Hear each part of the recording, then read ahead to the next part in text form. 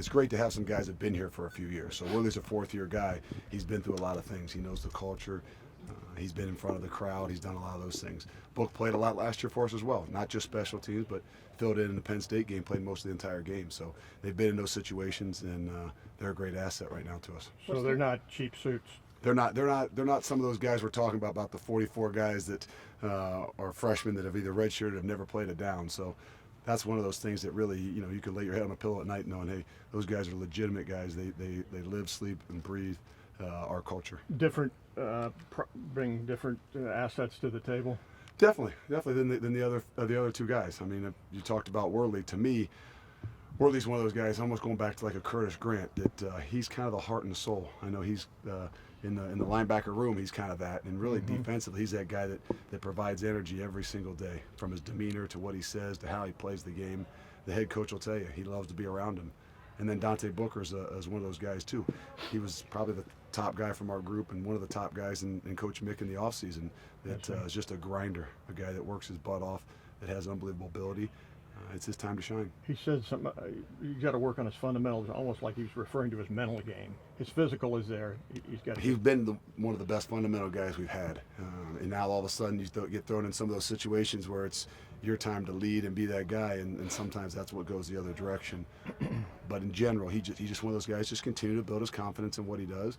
And he's one of those guys you really want to let fly. When you have a guy like Raekwon coming back, you lost a good one last year to the NFL, and then you got a guy like Raekwon here. What does that mean for being the leader of the defense? Well, we lost a great one. And we got a great one coming back. And to be honest with you, Raekwon was really one of the leaders of the defense last year. That middle backer guy's got to have those attributes. Another year, to me, the biggest thing about Raekwon is continue to push him, to get him out of that comfort zone, to continue to have him grow, put those things in front of him like Coach does all the time. What is the expectation? The expectation is to be like number 33 was a few years ago. The guy was a 3-time All-American. He was a Bronco Nagurski Award winner. You still got room to grow.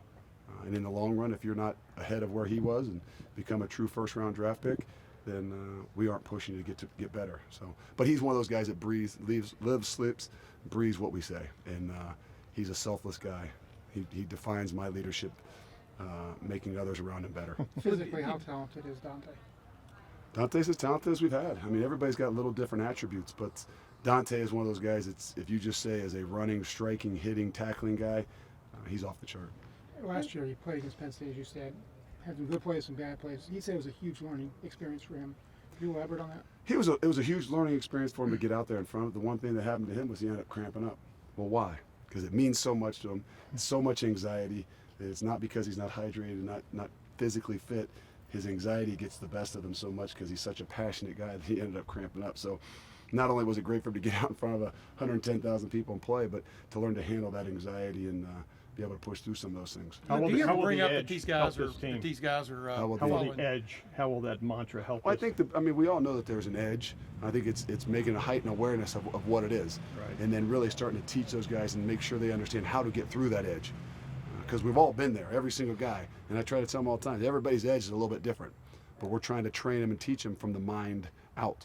And when their mind starts to go, when they hit that edge, because it's a mental thing, they got to have ways that they can push through, things that they can talk to themselves about, things that they can notice from one another, so they can help each other out. Look, when you talk with Worley and Booker, do you talk about following in big footsteps, or do you talk about creating your own footsteps? I mean, obviously they're taking over two guys who got drafted. I mean, what's sort of the approach with them to?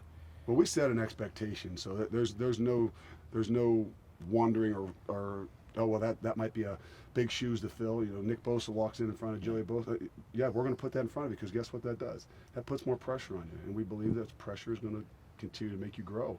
So we talk about it. They say, hey, there's a standard set, and at the will linebacker spot, it might be. It's not just 37. There's a guy who was number 10, Ryan Shazier. There's a guy who was number 47, and A.J. Hawk. There's a standard set, and that's what we expect you to live up to. And that's hard, that's tough, but that's kind of the way we work around here, is put those guys in situations to make sure, I believe young men, especially young men, live up to what you expect of them.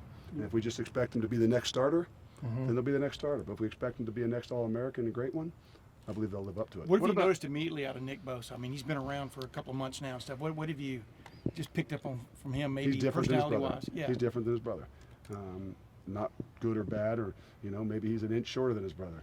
You know, he's stronger than his brother, so there's a lot of give and take there. But I know personality-wise, he's that guy that provides some charisma.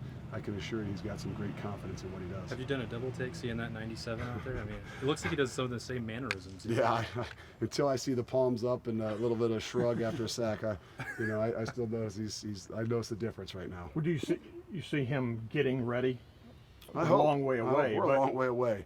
You know, I hate to put the cart before the horse in any of those Okay. young guys. And there's a lot of guys in that class that when we go back in here, we'll start talking about and then show flashes. But until they put it all on and see somebody stick their face in there and make a tackle and handle the chaos and the adversity that we give them, we're gonna continue to kind of hold the opinion as much as we possibly can. But you're leaning on young guys. I mean, you're leaning on a lot of young guys in this class. We will continue to do it. And in this program, you're going to continue to lead on young guys, because if guys aren't coming in here and producing in 3 years and possibility of leaving, in 4 years and possibility of leaving, you're going to continue to recruit the best. And guys are going to come in here and you're going to expect them to play. And coach challenges us. That's on us. They have the ability. They have the instincts. Now the only thing holding them back is the coaching. So there's ability to put not only pressure on those guys to be the very best in the country, but us as well. How do you feel about the depth and how guys like Worley and Booker are being pushed? How much depth is there? I think there is some, and that's where some of the youth is. I promise you this, Jerome Baker is going to give every single guy in that room push. He can give push to Worley, he can give push to the Willbacker. Justin Hilliard's going to give those guys push. We got to continue to find ways we can push Raekwon McMillan. Craig Fado's going to give him some push. Those other young guys, but we have to have the ability to maybe even slide somebody else in there that we can continue to push him in ways too. But that's the greatest thing. I can say that probably one of the greatest things we've had around here, especially at the linebacker spot, is the ability to have competition and to know that, hey, we're going to play the best three. And that doesn't mean we're going to play the next Mike. That doesn't mean we're going to play the next Will. We're going to find a way to get the best three on the field, and that's the way we train them. what do you think? But for Go those ahead. guys, I mean, you're at the stage of camp now where physicality picks up and two-a-days started, scrimmage Saturdays. How big is this stretch for some of those young guys to kind of make an impression? There is a red one on the left. Yep. They make an impression every single day, but this is huge. And the biggest thing about these guys, they got to get through the mental side of things. It's going to be tough, it's going to be hot, it's going to be hard, it's going to be all those things. But as long as they can get through that, if they can understand that, hey, it's really about how hard will you go and let your instincts play. I remind them all the time, and I make them say it. I say, why are you here? I can't exactly say what I want them to say, but they have to say they're really good, okay? So that they remind themselves they're here for a reason, okay? They're here for a reason because they're really good at what it is that they do. They're fast, they have instincts, they play hard, okay? Let that fly, and we'll teach you all the rest. Do they have a good impression? Berger and Fada, do they do the best Fickell impression? I understand they won a contest.